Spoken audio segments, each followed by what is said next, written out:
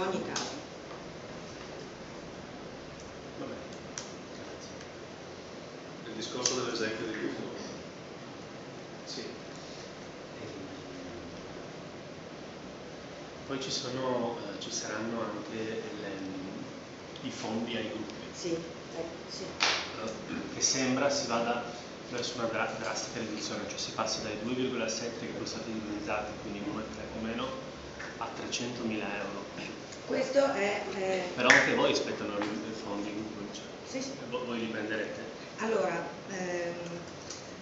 il nostro programma prevede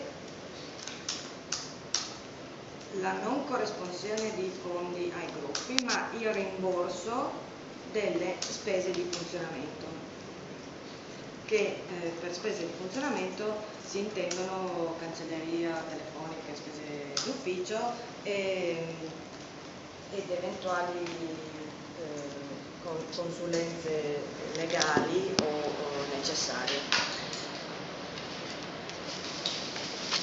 Sempre all'interno del recepimento della 213 viene appunto definito l'importo, per legge bisognava trovare la regione più virtuosa e prendere la cifra che questa regione stanziava e dividerla a metà. La più virtuosa è l'Umbria. No, allora è successo che probabilmente si pensavano chissà che cosa, quando sono andati a cercare qual era la regione più virtuosa hanno trovato l'Abruzzo, mi pare, o il Molise, che stanziava 10.000 euro a consigliere all'anno, e siccome avevano detto che l'avrebbero divisa a metà, l'hanno divisa a metà, per cui per legge l'importo massimo che va a creare l'ammontare è 5.000 euro a consigliere, e in ultimo hanno aggiunto un 0,05 centesimi per abitante della regione, per mettere vicino qualche altro soldino, che in Friuli Venezia Giulia circa corrisponde a 1.000 euro. E quindi in pratica la regione Friuli Venezia Giulia avrà a disposizione una cifra di circa 6.000 euro per 49 consiglieri, che fa 300.000 euro all'anno, da suddividere secondo un regolamento dato. Attualmente il Friuli Venezia Giulia l'ammontare complessivo lo divide tenendo conto del genere meno rappresentativo, per cui viene preso l'80% e diviso per consigliere, il 20% invece viene diviso per numero di donne elette, che sono del genere meno rappresentato. La modalità di ripartizione di questi soldi potrebbe rimanere uguale, oppure si potrebbe pensare a renderlo diversamente proporzionale in base alla numerosità dei gruppi. Io mi sono un po' perso, ma in realtà la questione è molto più puntuale, no? Come fate a pagare il Tofolutti? Nel senso che... No, aspetta, no, nel senso, sì, no, adesso lo dico. Tanto non lo vogliamo. No. I fondi... Aspetta, cioè, i fondi ai gruppi servono per pagare anche gli uffici stampa, le consulenze. No, ci sono i fondi di funzionamento e il personale. Viene regolamentato anche il personale. Ma il personale va lui, ad esempio. Beh, ma lui non può essere un personale. Allora, quindi viene assunto, non è più... No. Allora, anche la legge soprattutto distingue molto bene spese di funzionamento, che sono questi 6.000 euro, e personale da destinare ai gruppi. La legge dice che può essere stanziata come cifra una D6 che in regione verrà considerato di 6, non di 8, come un di 6, cioè l'importo di un di 6 per ogni consigliere, comprensivo degli oneri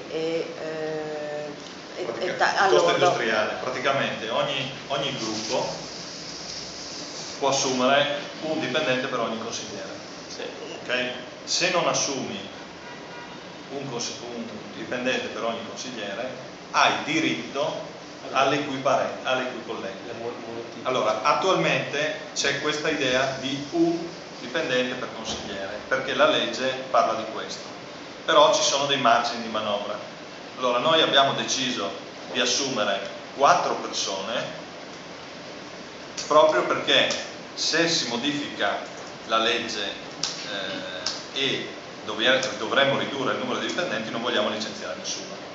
Però avremo comunque il margine, perché non assumendone veramente quelli che ci spettano, ci verranno corrisposte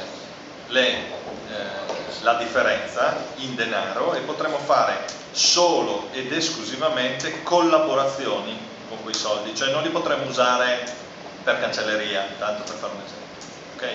Ed è già così, solo che invece di 5 adesso ne abbiamo 7 disponibili, come il Partito Democratico ne ha assunti 9, ne ha diritto a 14, non so, adesso sparo dei numeri e non so quelli degli altri. Quindi noi ci siamo tenuti il margine per pagare tutto quello utile e non solo, perché probabilmente avremo bisogno di altre consulenze su temi specifici, e riteniamo che i 4.400 euro, che sono la cifra che corrisponde al livello di cui parlava prima Elena, siano sufficienti. Vedi, tutte queste cifre poi c'è una sostanziale differenza tra chiedere un rimborso, come diceva Elena, e stanziare dei fondi. Perché chiedere il rimborso vuol dire effettui la spesa e io ti pago. Avere dei fondi vuol dire io ti do i soldi, spendili. Abbiamo visto. Allora, noi faremo già con questa logica, e cioè spenderemo i soldi effettivamente necessari, li rendiconteremo, e al termine della legislatura tutto quello che sarà l'avanzo verrà restituito alla Regione. Questo che la logica è già previsto, però. Sì, è già previsto, però la logica qual è? È che mentre se tu stanzi un capitolo e metti una cifra, c'è la corsa a spenderla, perché se no l'anno dopo viene ridotto il capitolo, perché è così che funziona l'amministrazione, diciamo è usanza spendere tutto quello che c'è, altrimenti l'anno successivo quel capitolo viene tagliato, okay? E quindi c'è stata questa corsa a spendere soldi comprando mazzi di fiori e quant'altro, okay? Se invece tu rendi conti bene e rendi trasparente il fondo, è difficile che riesci a inventarti delle spese per finire il capitolo.